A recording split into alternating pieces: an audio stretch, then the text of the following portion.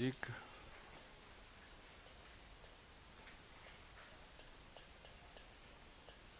आर्थिक महत्व। मूल अधिकार का सामाजिक आर्थिक महत्व।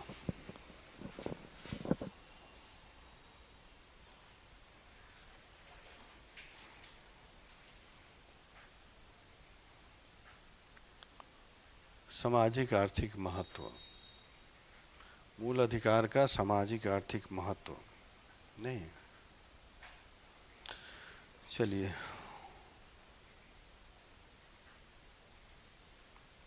सामाजिक आर्थिक महत्व नहीं। देखिए, आप सबको पता है कि संविधान में लोकतांत्रिक मूल्यों की रक्षा के लिए, आपको पता है संविधान में जो भी प्रावधान है तो उसमें लोकतांत्रिक मूल्यों की रक्षा के लिए मूल अधिकारों का प्रावधान लाया गया नहीं। और आपको पता है कि संविधान में जो लोकतांत्रिक मूल्य हैं, ये कौन कौन मूल्य हैं? कौन कौन मूल्य हैं लोकतांत्रिक मूल्य? आप लोग नहीं बोलेंगे, गर्ल्स बोलेंगी। लोकतांत्रिक मूल्य कौन कौन है? समता, स्वतंत्रता और न्याय भी है जी, और बंधुता नहीं। ये क्या है? ये सब लोकतांत्रिक मूल्य हैं नहीं। और संविधान में प्रावधान ला करके इन लोकतांत्रिक मूल्यों की रक्षा करने के लिए ही मूल अधिकारों का प्रावधान लाया गया नहीं। मूल अधिकारों का प्रावधान इसलिए लाया गया कि लोकतांत्रिक मूल्य जो हैं यह समाज में, राष्ट्र में, देश में स्थापित रहे। इसलिए इसकी अवधारणा आई, इसलिए आई कि जब तक लोकतांत्रिक मूल्यों की रक्षा नहीं होगी सरकारी प्राधिकरण के द्वारा, और नहीं, सरकारी प्राधिकरण का अर्थ क्या है? पब्लिक के द्वारा, जनता के द्वारा चुने गए प्रतिनिधि, और वो प्रतिनिधि सरकार बनाते हैं और सरकार जो प्राधिकरण का निर्माण करती है, उस प्राधिकरण के द्वारा जब लोकतांत्रिक मूल्यों की रक्षा होगा तभी समाज में मानवीय गरिमा स्थापित होगी नहीं। मानवीय गरिमा का अर्थ क्या है? मानव का प्रतिष्ठा। प्रतिष्ठा कब मिलेगा? जब उसको न्याय मिलेगा। और किस तरह के न्याय मिलेंगे? आर्थिक, सामाजिक नहीं, राजनीतिक और धार्मिक। समझ गए ना? ठीक है, समझना है। लोकतांत्रिक मूल्य हैं और इन लोकतांत्रिक मूल्यों की स्थापना के लिए मौलिक अधिकार की संकल्पना लाई, और जो प्राधिकरण है उनका दायित्व दिया गया कि जनता के मूल अधिकारों की रक्षा होगी तभी जनता का मानवीय गरिमा स्थापित होगा। और मानवीय गरिमा कब स्थापित होगा? जब सभी स्तरों पर न्याय सुनिश्चित की जाएगी। और वो न्याय क्या होगा? आर्थिक न्याय, राजनीतिक न्याय, सामाजिक न्याय और धार्मिक न्याय नहीं। जब ये सारे न्याय सुनिश्चित होंगे तभी इसकी संकल्पना मूल अधिकार में दिया गया है और वो पूरा होगा नहीं। अर्थात आर्थिक न्याय का अर्थ क्या है? आर्थिक न्याय का तात्पर्य क्या है बाबू? आप लोग बोलेंगे आर्थिक न्याय। आर्थिक न्याय कैसे सुनिश्चित की जा सकती है? जो भी नेचुरली सोर्स हैं, जो भी संसाधन है, उस पर सभी वर्गों का समान आधिपत्य हो नहीं, तभी आर्थिक न्याय सुनिश्चित होगी।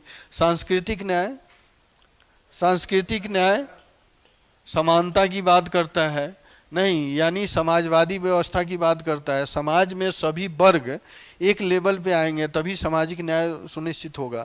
यानी समाज में क्या होगा? वर्ग विभेद नहीं होगा। और यह सामाजिक न्याय जो होता है ये वर्गहीनता की बात करता है नहीं, किसी तरह का वर्ग नहीं होगा उसमें, ऊंच नीच या मध्यम वर्ग का कंसेप्ट यहाँ पे नहीं होगा, तभी सामाजिक न्याय सुनिश्चित किया जा सकता है। और राजनीतिक न्याय यानी सभी व्यक्ति जो हैं राजनीतिक में बराबर रूप से हिस्सेदार हों, भाग्य लें नहीं। इसलिए तो ये लोकतंत्र की स्थापना करता है क्योंकि यहाँ पे प्रतिनिधि भाग लेते हैं, जनता के द्वारा चुने गए प्रतिनिधि भाग लेते हैं, और यह भी निश्चित किया गया है कि यहाँ पे जनता जब भी चाहे चुनाव में भाग ले सकती है, एक जो हिरार्की उम्र सीमा है वो क्रॉस कर जाए तो। नहीं, 18, 24, 25, 30 जो है उम्र सीमा क्रॉस कर जाने के बाद कोई भी व्यक्ति हमारे भारत में चुनाव लड़ सकता है, और वो इस चुनाव के माध्यम से जो राजनीति में बैठा हुआ व्यक्ति है, शासन में बैठा हुआ व्यक्ति है, उसको जब चाहे तब भी हरा सकता है। नहीं कि इसलिए यहाँ पर राजनीतिक न्याय सुनिश्चित की गई है। और क्यों की गई है कि यहाँ पे फ्री और फेयर इलेक्शन का प्रावधान है। नहीं, एक निश्चित टेन्योर पर इलेक्शन कराया जाता है, निश्चित सीमा पर, यानी हर एक 5 साल पर चुनाव करा लिया जाएगा, और इसी में किसी तरह का दुविधा नहीं है या वो नहीं है, प्रत्यक्ष अप्रत्यक्ष वाली बात है नहीं। अर्थात कह सकते हैं एक निश्चित टेन्योर पर यहाँ चुनाव कराया जा सकता है। नहीं, फ्री और फेयर इलेक्शन का प्रावधान है, इसलिए राजनीतिक न्याय सुनिश्चित किया गया है। नहीं, धार्मिक न्याय, धार्मिक न्याय यानी पंथ निरपेक्षता की बात करता है। पंथ निरपेक्षता की बात इसलिए करता है कि यह धार्मिक सहिष्णुता के सिद्धांत पे चलता है। धार्मिक सहिष्णुता का तात्पर्य क्या है? हम सभी धर्मों को समान रूप से मानेंगे। अपना धर्म तो मान ही रहे हैं, दूसरे के धर्म के विचारों का, अभिव्यक्ति के, उपासना का हम पालन करेंगे। अर्थात कह सकते हैं, हाँ वही मैं कह, यानी पंथ निरपेक्षता क्या है? धार्मिक सहिष्णुता। हमारे यहाँ, सिर्फ हमारे यहाँ है और देश में अलग है। अपने यहाँ जो पंथ निरपेक्षता है यह धार्मिक सहिष्णुता के सिद्धांत पर काम करता है। जहाँ धार्मिक सहिष्णुता आ गया वहाँ समझिए कि भाईचारा की भावना आ गई, और भाईचारा की भावना जहाँ पर आएगी वहाँ पर कोई भेदभाव नहीं होगा। नहीं, सभी धर्म क्या होंगे? सभी धर्म के मानने वाले भाई भाई हैं, तो भाई में मतभेद होता है जी? नहीं होगा। नहीं, तो इसलिए कह सकते हैं कि हमारे यहाँ का पंथ निरपेक्षता जो है ये धार्मिक सही,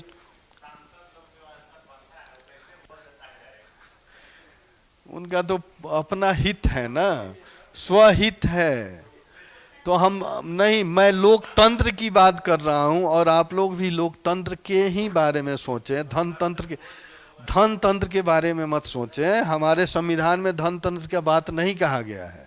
नहीं, धन तंत्र को क्या किया गया है? इग्नोर किया गया है। आज जहाँ धन तंत्र आएगा वहाँ वो निजी हित, निजी स्वार्थ आ जाएगा।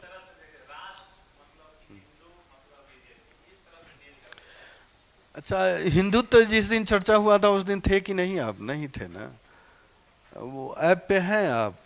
नहीं है तो ऐड करवाइए, हिंदुत्व वाला लेक्चर देखिए। हिंदुत्व का अर्थ सिर्फ बीजेपी थोड़ी है। हमारी सभ्यता संस्कृति रही है हिंदुत्व वाली। वो छोड़िए, वो प्रवक्ता की बात नहीं छोड़िए, उन लोगों की बातों को कोट नहीं करना है। हाँ बिल्कुल, बिल्कुल करना चाहिए, बिल्कुल करना चाहिए, समझ गए ना। नहीं, कोई अगर उस तरह की बात करता है तो यह तो संविधान में आपको अभिव्यक्ति की स्वतंत्रता है, वहाँ का अभिव्यक्ति की स्वतंत्रता है आपको, और यही असर है कि कोई भी आम व्यक्ति कुछ भी कह देता है, उस पर कोई लीगली कार्रवाई होता है जी? नहीं होता है। नहीं, क्या हरिद्वार के पंडित लोग बोला था, आजकल तो वही हो रहा है, यूपी में देखिए सब यहीं पर है। नहीं, तो ये पॉलिटिकली स्टैंड कह सकते हैं उसको, किसी खास व्यक्ति को प्रभावित करना वो चाहते हैं, समझ गए ना। किसी खास व्यक्ति को, वो तो वोट बैंक है, हम किसी खास व्यक्ति को प्रभावित करेंगे। अमेरिका के जैसे किसी खास स्टेट को अगर हम ज़्यादा प्रलोभन देंगे तो वो अच्छे से जुड़ा रहेगा। तो इसलिए वो हिंदुत्व की बात बीजेपी से जोड़ते हैं, भगवा झंडा से जोड़ते हैं। नहीं, भगवा झंडा से जोड़ते हैं तो ऐसा नहीं है, वो अलग चीज़ें हैं, ठीक है, वो पॉलिटिकली स्टैंड है, उस पर नहीं जाना है। हमारे यहाँ क्या है? हमारे यहाँ लोकतंत्र की बात करता है, और लोकतंत्र में ये सब समान है।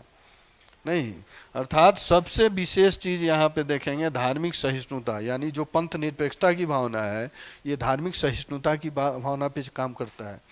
नहीं, और इस धार्मिक सहिष्णुता में जो हिंदुत्व की अवधारणा है वहाँ पे सभी धर्म समान है। हिंदुत्व ये क्या है? एक परिकल्पना है। नहीं, सामाजिक, आर्थिक, राजनीतिक, धार्मिक ये परिकल्पना है हिंदुत्व की। वो सहिष्णुता की भावना पे काम करता है, जिसका तात्पर्य क्या है? भाईचारा स्थापित करना। नहीं। और यही है, आप देखेंगे कि ये बंधुता की स्थापना करता है। बंधुता का अर्थ क्या है? भाईचारा स्थापित करना, अर्थात समता। समता किस स्तर पर? समता हर एक स्तर पर, नहीं, प्रतिष्ठा का, अवसर का। प्रतिष्ठा की समता होगी, अवसर की समानता होगी, तभी मानवीय गरिमा स्थापित होगी। जहाँ मानवीय गरिमा स्थापित हो जाएगी, वहाँ स्वतः मूल अधिकार आपको मिल जाएंगे। संविधान द्वारा जो प्रदत्त है वो मूल अधिकार आपको मिलेंगे। नहीं तो इस कह सकते हैं कि ये लोकतांत्रिक मूल्यों की अवधारणा पर काम करता है। कौन? मूल अधिकार हमारे इंडिया में, हमारे भारत में। नहीं, और ये मानवीय गरिमा की स्थापना की बात करता है। मानवीय गरिमा स्थापित होगी तब मानव कल्याण होगा। नहीं, जब मानव कल्याण होगा तो जो हमारे संविधान का मूल उद्देश्य है कल्याणकारी राज्य की स्थापना, उस उद्देश्य की तरफ हम बढ़ जाएंगे।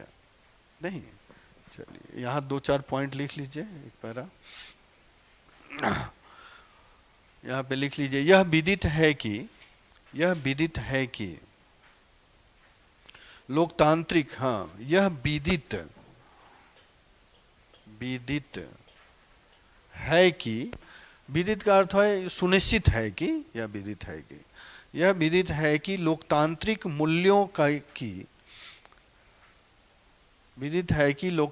मूल्यों की स्थापना और उनकी रक्षा, लोकतांत्रिक मूल्यों की स्थापना और उनकी रक्षा संविधान में शामिल मूल अधिकारों का सबसे महत्वपूर्ण, संविधान में शामिल मूल अधिकारों का सबसे महत्वपूर्ण उद्देश्य है। नहीं, आगे लिखेंगे समता,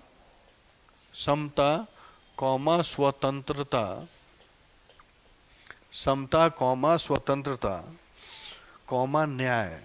न्याय और बंधुता जैसे लोकतांत्रिक मूल्य। समता, स्वतंत्रता, न्याय और बंधुता जैसे लोकतांत्रिक मूल्य मानव विकास के आधार हैं। कहाँ छूटा बबुआ? जैसे समता, स्वतंत्रता, न्याय और बंधुता जैसे लोकतांत्रिक मूल्य मानव विकास के आधार हैं, है ना जी? नहीं, जब ये सारे मिलेंगे तभी तो मानवीय गरिमा स्थापित होगी, यानी सर्वांगीण विकास होगा मानव का। नहीं, पूर्ण विराम, उसके बाद लिखेंगे इनमें मानवीय गुणों और क्षमताओं में वृद्धि होती है। मानवीय गुणों और क्षमताओं में वृद्धि होती है।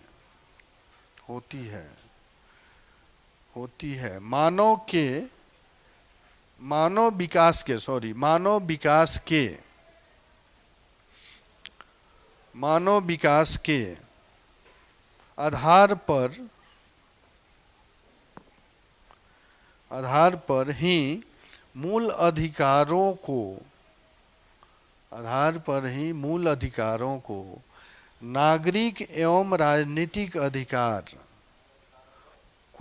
नागरिक और राजनीतिक अधिकार भी कहा जाता है।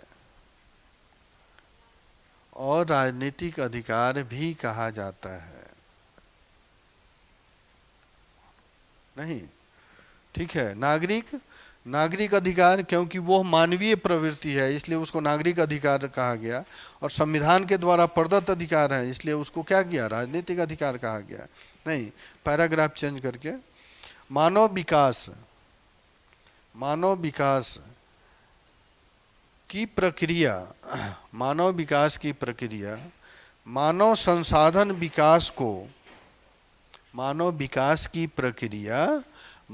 संसाधन संसाधन विकास को समर्थन देती है, संसाधन विकास को समर्थन देती है। यही मानव संसाधन, यही मानव संसाधन देश की आर्थिक व्यवस्था, यही मानव संसाधन देश की आर्थिक व्यवस्था के लिए महत्वपूर्ण है, के लिए महत्वपूर्ण है। क्यों के लिए महत्वपूर्ण है? क्योंकि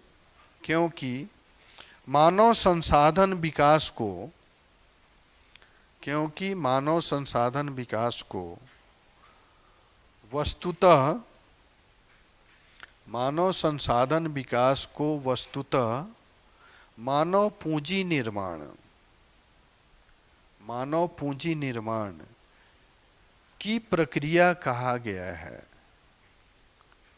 वस्तुतः मानव पूंजी निर्माण, मानव पूंजी निर्माण की प्रक्रिया कहा गया है। पूर्ण विराम।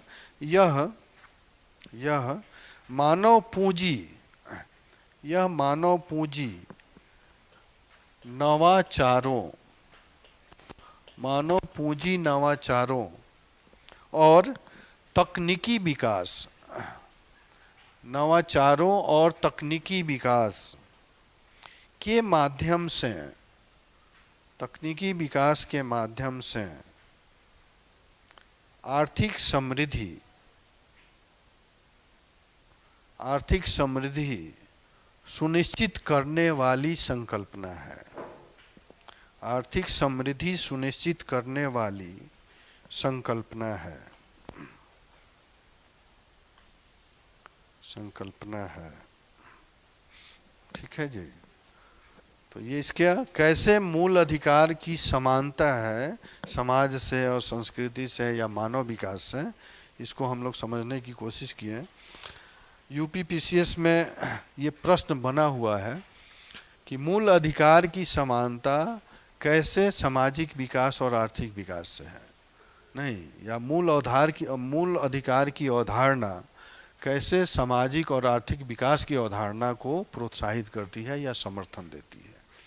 तो आप लोग ध्यान रखेंगे, इस तरह के भी प्रश्न बन सकते हैं, समझ गए, जो अदर पीसीएस में बनते हैं, जो पड़ोसी पीसीएस है, नहीं, कम से कम यूपी पीसीएस हो गया, झारखंड हो गया, उसके प्रश्न पर भी नज़र रखना है, नहीं, या जहाँ जरूरत होगा इसके कंटेंट को हम लोग वहाँ यूज करेंगे ना। तो पढ़ना है, ठीक है बाबू, रिवीजन करना है, और थोड़ा आर्टिकल का कम से कम कितना से 5 से लेकर के 51 तक, 5 से लेकर के 51 तक तो याद ही होनी चाहिए, नहीं, दोनों के पॉइंट ऑफ व्यू से, क्योंकि जितने हैं मैक्सिमम प्रश्न तो यहीं से बनेंगे। आर्टिकल 5 से लेकर के 51 तक जितने सेक्शन हैं, नहीं, मूल अधिकार हो गया, फिर वो डीपीएसपी हो गया, 2-3 प्रश्न यहीं से बन जाएंगे, तो इसलिए इसको याद रखना है।